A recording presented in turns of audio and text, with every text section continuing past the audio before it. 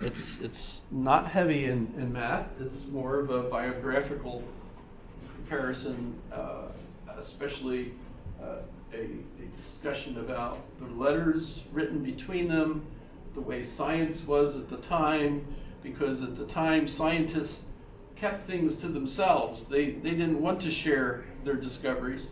And so basically you've got Sir Isaac Newton hinting that he's got solutions to problems, and Leibniz hinting that he's got his solutions to those problems, and the two of them not wanting to tell one another what their solutions were. That's totally the opposite today. People rush to publish today because they want to be the first ones out there with their new idea, or they can maybe even get a patent on it, to make money and to become famous or whatever. They're hiding what they've discovered, keeping it close, and maybe writing to friends who are also not saying things. And so when you get to the point where it becomes obvious that Leibniz is saying he's got this new mathematics that he's using to solve different kinds of calculus problems, Sir Isaac Newton gets pissed off because, hey, wait a minute, I'm the one that started it, not him. And so he actually has the scientific community in England, which meets through the Royal Society, which actually had a Latin title. Offhand, I don't remember what it is.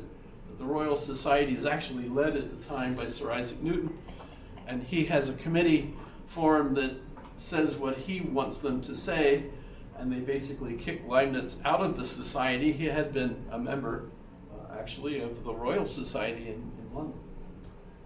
And he gets kicked out, and they're in art. Now, when you look at the letters that Sir Isaac Newton wrote to friends telling them about his ideas, he's writing in around 1669, and Leibniz is born in 1646. And we don't know how much math he really knew until he gets to France. And he didn't go to France until 1672. So that's 3 years.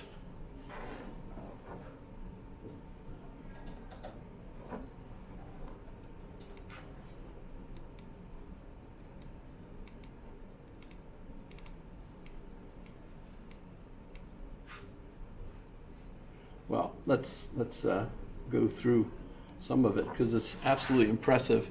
His father, Gottfried Leibniz's father, was a professor of moral philosophy in Leipzig.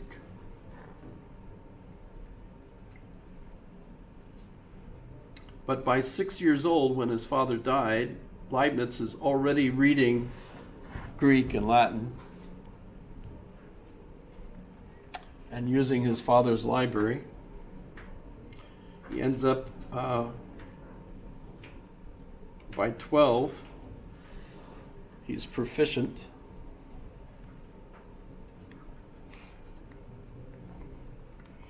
And he ends up going to school and getting his bachelor's degree.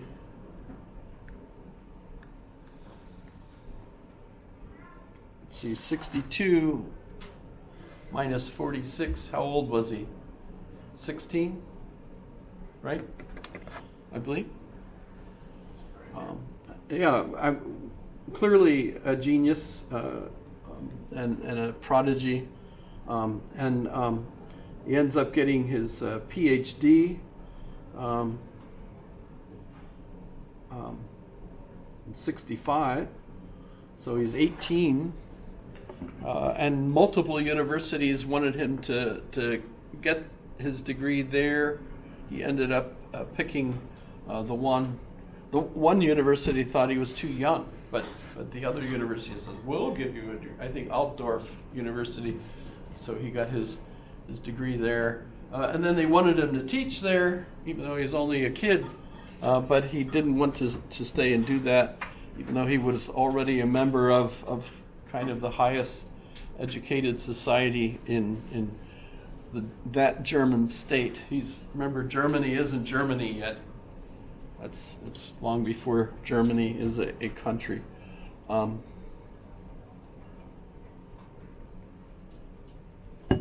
But once he gets his degree, he goes to work for the Duke of Hanover. There it discusses the University of Altdorf. By the way, it's kind of silly, but he kept referring to himself as von Leibniz. That was a promotion that he didn't really have. That kind of made him a member of the noble classes, but the truth is he didn't actually have the nobility status, right, as far as I know. So he ended up working for the Duke of Hanover, who is George, who will become the King of England eventually. Not the one that existed during our revolution, so that's George III, I believe. What is this failed invasion of Egypt left in the plan? So one of the things that the Duke of Hanover wanted was to avoid having France attack them, because King Louis had a beautiful new army that were dressed in white clothes and looked absolutely gorgeous out on the lawn, marching around, white uniforms. And it was pretty clear that once he had this nice new, beautiful army, he wanted to use it. Let's go kill something, right? And the Duke of Hanover was afraid that Hanover might be one of the targets. So Leibniz's task, when the Duke of Hanover sent him to Paris, and he spent 4 years in Paris, the one goal was to make sure that Paris doesn't attack Germany. Make sure that the king doesn't decide to attack Germany, which of course is so obvious. I mean, let's face it, they're right next to one another, right? If you're going to go kill something, Germany, why not, right? Well, the goal was to get the French to think about other things instead. And so he brought plans for them to attack Egypt. And there was more to it than that, because once you attack Egypt, you can dig a canal through this area, and ships can go through there instead of having to go all around Africa to get to the Spice Islands in India, right? Suez. Sorry. Well, it's called Suez because the French eventually did build the canal, and Suez was the architect, or whatever you call it, the engineer that did that. But it was a plan that Leibniz came up with. The trouble was the king never he put the plan in the safe, and he never opened it. And yes, he did attack. He didn't attack Hanover, but he did attack and fight some other folks. It's the 30 Years' War, so there's a lot of fighting all over the place. That really wiped out a lot of people too, actually.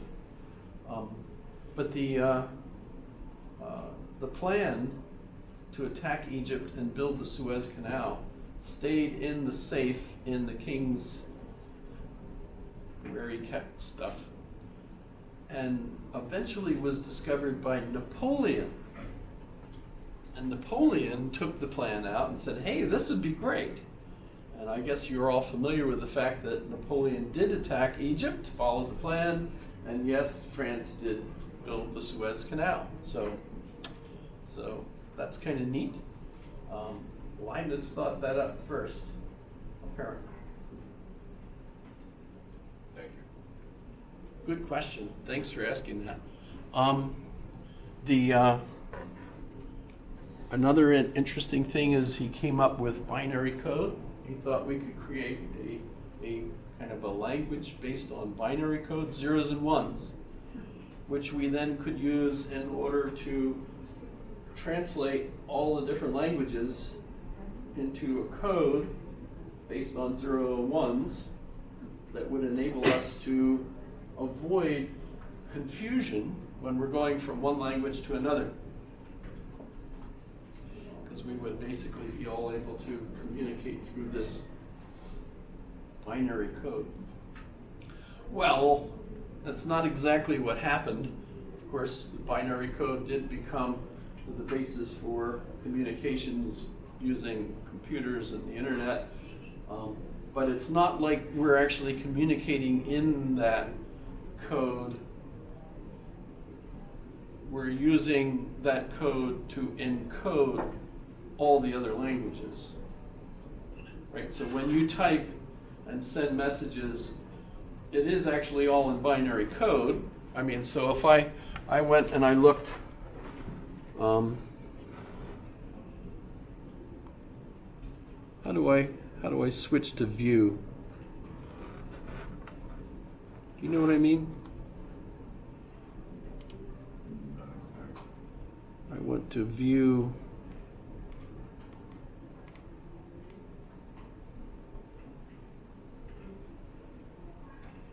Can you not even do it?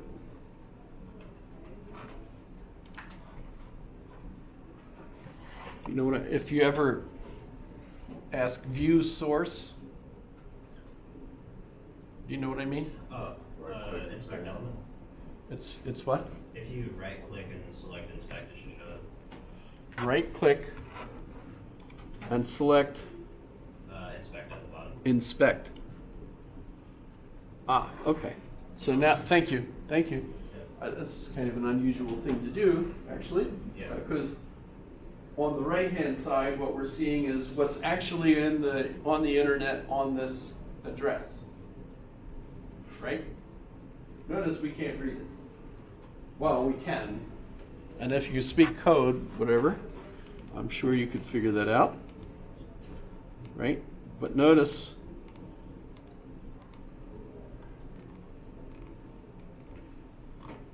it's different than what we're looking at when we're looking at the page, which goes through the translator, I suppose you would call it that, so that we can read it this way in English, complete with all the links and everything else. I remember when that first started, when I first started my website, which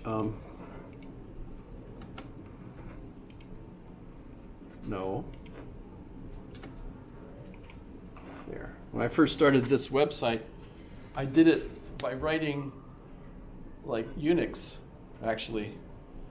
Back then I knew how to do stuff like that. And I ended up using a software program, which was called AmiPro.